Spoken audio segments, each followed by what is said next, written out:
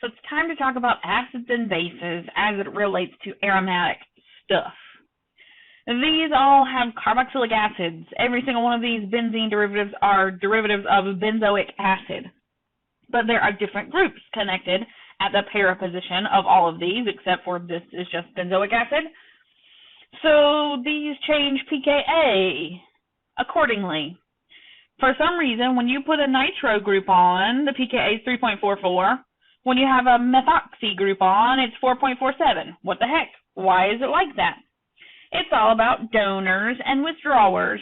Anytime you have a donor, that increases the pKa. Don't remember this guy's a donor? Why is he a donor? How does he donate? He's got a benzylic lone pair.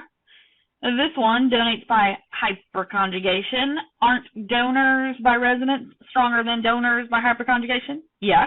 So the stronger the donor, the higher the pKa. These are listed in the order that we would expect them to be in if we were doing electrophilic aromatic substitution in order of activating ability. They affect acidity in the exact same order. Remember, halogens are weirdos. They have a lone pair, but they're also electronegative, so they're a conflict of interest. Here's a partial positive, and here's a legit positive on that nitrogen. Electron withdrawing groups decrease pKa. If donors increase, withdrawers are going to decrease. Yeah.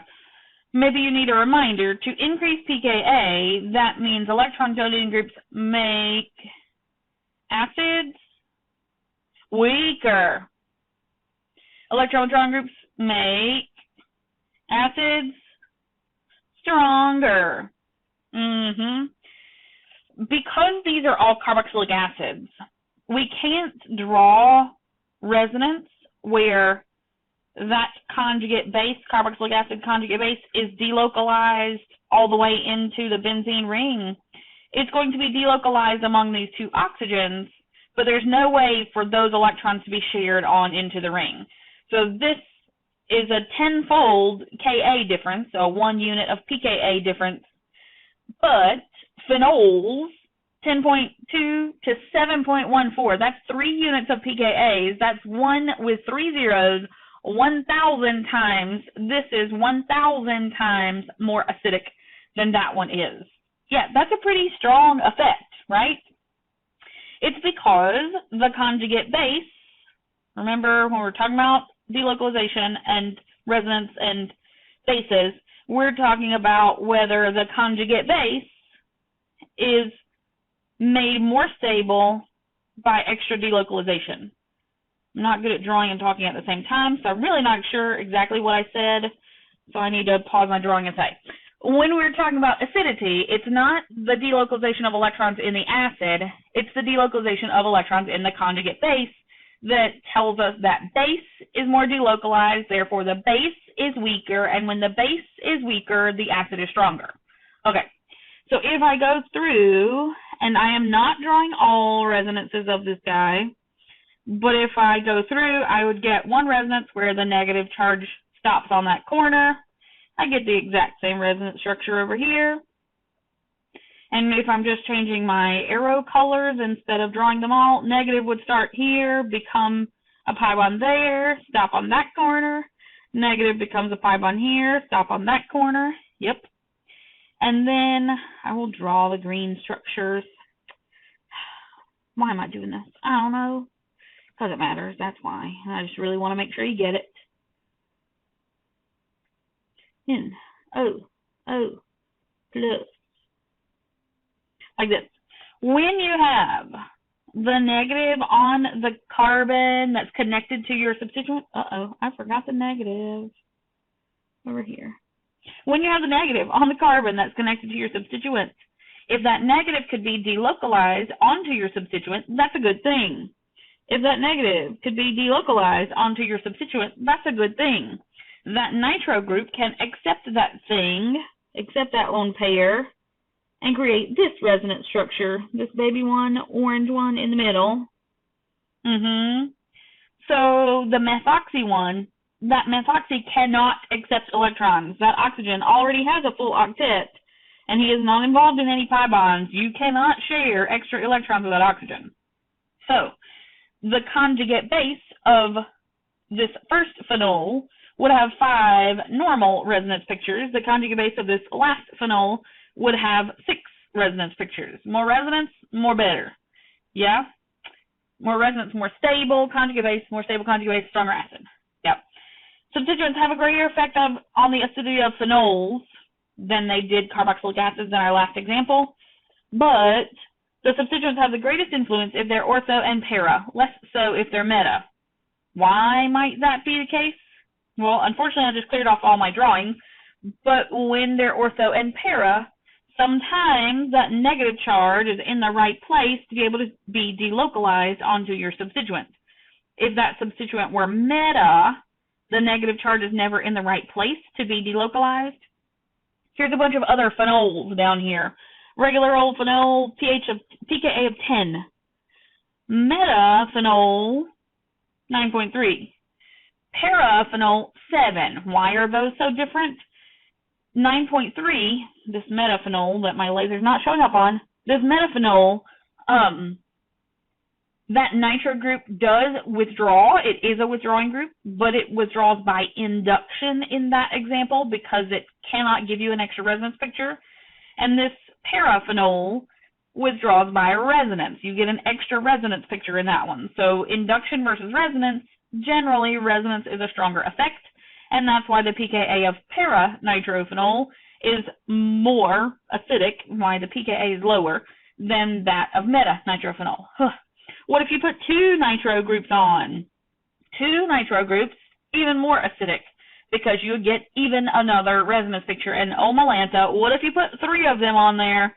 You get a really, really low pKa. That's actually considered a strong acid at that point, like HCl kind of strong acid. Anything 0 and below, strong acid. This guy is called picric acid. You should maybe Google it. Things like this with lots of nitros often go boom. So I am subscribed to an MCAT question a day email. It's how to practice MCAT questions. Not because I'm planning to ever take the MCAT, but because I teach so many students that plan to take it. I want to stay abreast of what's on the MCAT or what the MCAT expects you to know. This is one of the questions they ask you. It's going to be an Ed puzzle question for you. We'll talk about the answer later. So we said donors decrease acidity, withdrawers increase acidity. We've got examples down here that are acids once again. These are NH3 with a positive. What if I talked about the bases instead? NH2 with a lone pair. Which base is strongest? We're given pKa values, so we know which acid is strongest, and which acid is strongest is the weakest base. So this acid is strongest, meaning this base is weakest. This acid is weakest, meaning this base is strongest. So donors decrease acidity, donors increase basicity. Withdrawers increase acidity, withdrawers decrease basicity. Yeah, it's the same, but in reverse. We could maybe even think of it as this methoxy is giving extra electron density toward the base atom, toward the thing that would be donating the lone pair. That's my nucleophilic atom. That methoxy is pushing electrons toward it. What that really does is gives that nitrogen a more focused lone pair. It gives that nitrogen a lone pair that's more apt to donate because it's not having to spend so much of its time and energy and resources donating to stabilize this benzene ring. We already have a stabilizing donating group on the benzene ring. So that helps push electrons toward the nitrogen to be able to donate to other stuff. Yeah? Aniline itself is a weaker base than amines. It has to do with localized electrons and delocalized electrons. That says aniline is a weaker base than a similar amine because it's got delocalized electrons. Aniline has delocalized electrons. Yeah, we said this, but I'm just putting it here for reference. So aniline itself up here, aniline seems like the perfect substrate for doing electrophilic aromatic substitution because that nitrogen is such a good donating group, that NH2 with lone pair. That lone pair is such a good donor. It seems like the perfect electrophilic aromatic substitution substrate. But it does have a few issues. Aniline is so activated. How activated is she? She is so activated that when you add bromine with no catalyst, you end up putting bromine in all three positions. Phenol is the same. Phenol is so activated. How activated is she? She's so activated that when you add bromine with no catalyst, you get bromine in all three positions. It's an ortho para donor. We already knew that, right? Yeah, lone pair on both of those. So how do you prevent that from happening? What if you don't want all three positions to end up with halogens? You can do protecting groups. So this says bromine and water sometimes use a qual test. Yeah, bromine, remember, we talked about before, is a red liquid. And so if bromine Br2 goes away, if the red color goes away, it's telling you that it detected something to react with, and that something could have been an aniline or a phenol. Yeah, okay. So I can turn my OH, which is such a strong activator, I can turn it into a less strong activator by distracting that lone pair. This guy, alcohol plus an acid chloride, we did draw this mechanism, but you weren't responsible for it yet. An alcohol plus an acid chloride, we sometimes add pyridine as well, and maybe I should have drawn it here. Acid chloride plus alcohol plus pyridine makes an ester. That mechanism is coming unit 3 soon and very soon, but that makes an ester. Because that lone pair can still donate, it's still a donating group, but because that lone pair is also distracted, it's not as strong of a donor as it was before. So this time it actually does require a catalyst. It may or may not require a catalyst, but it's just kind of our habits to put the catalyst there anyway. When we do Br2 and Fibr, we're going to get one bromine added, and it's going to go para.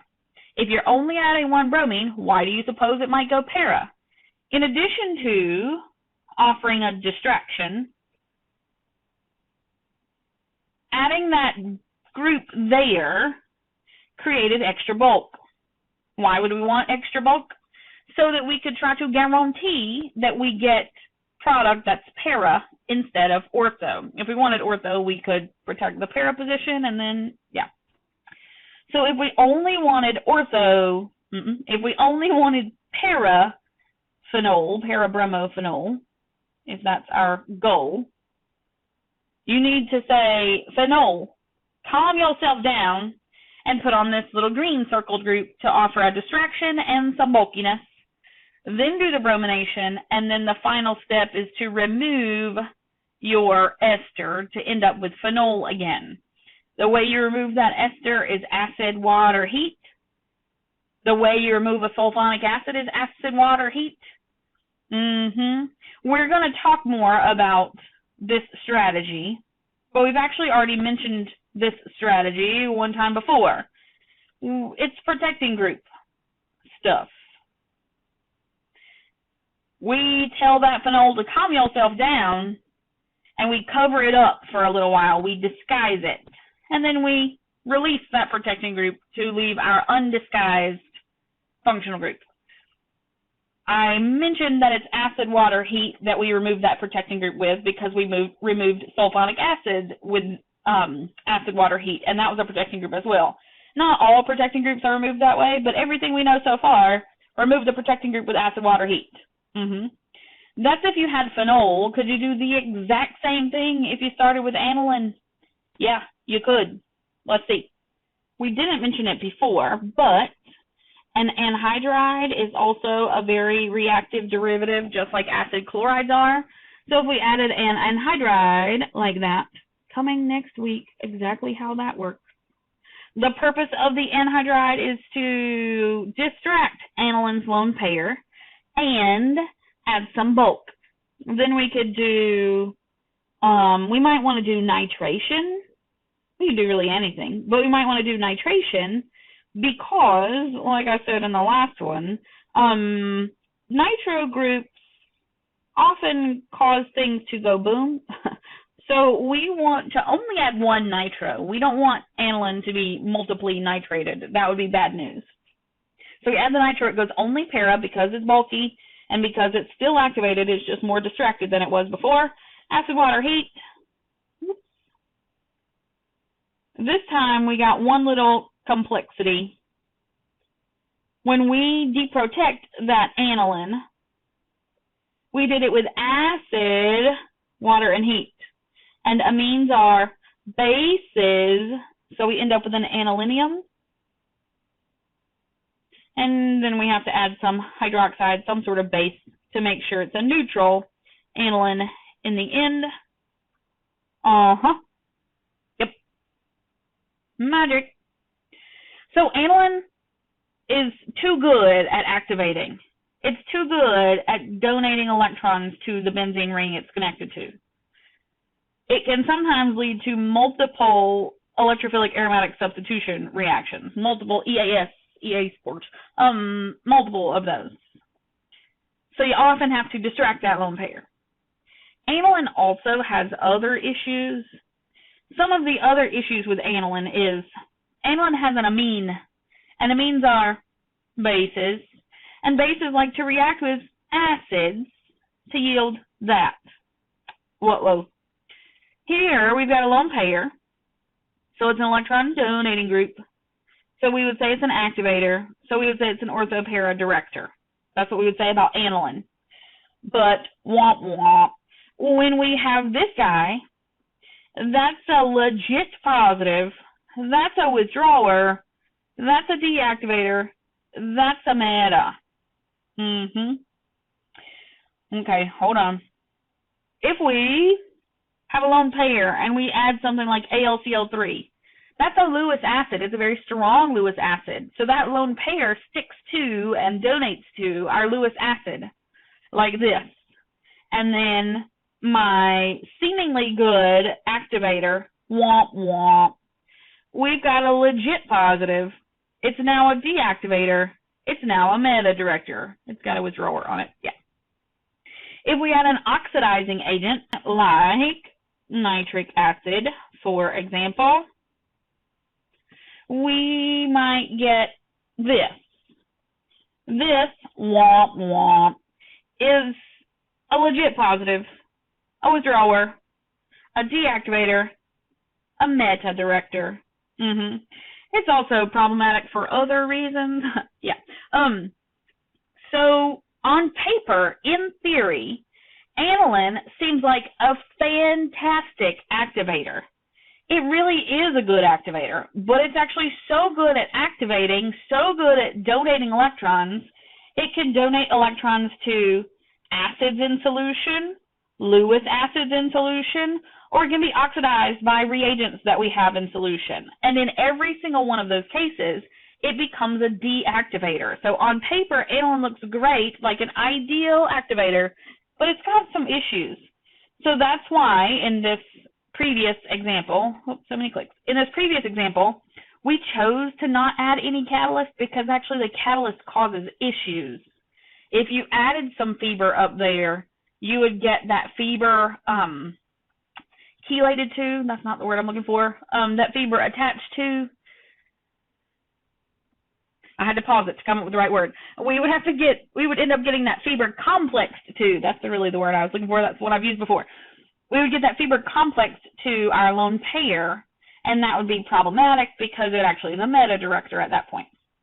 So a lot of aniline reactions are done without a catalyst because the catalysts cause issues. If you remind me, what are the reagents for sulfonation?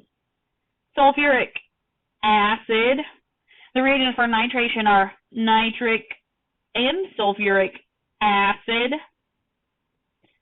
So can't really do traditional sulfonation or nitration to aniline.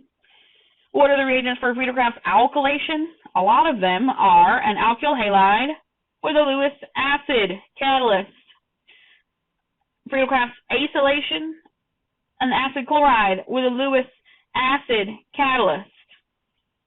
Halogenation, Br2 with a Lewis acid catalyst. All of those have Lewis acids. So anilin's got issues and we have to be careful. We do that protecting group chemistry on aniline a lot, actually, even though she looks like a perfect donor otherwise. All right, that's enough of this. Moving on to new stuff in the next video. We've seen enough of electrophilic aromatic substitution. Moving on to new things, bigger and brighter things soon.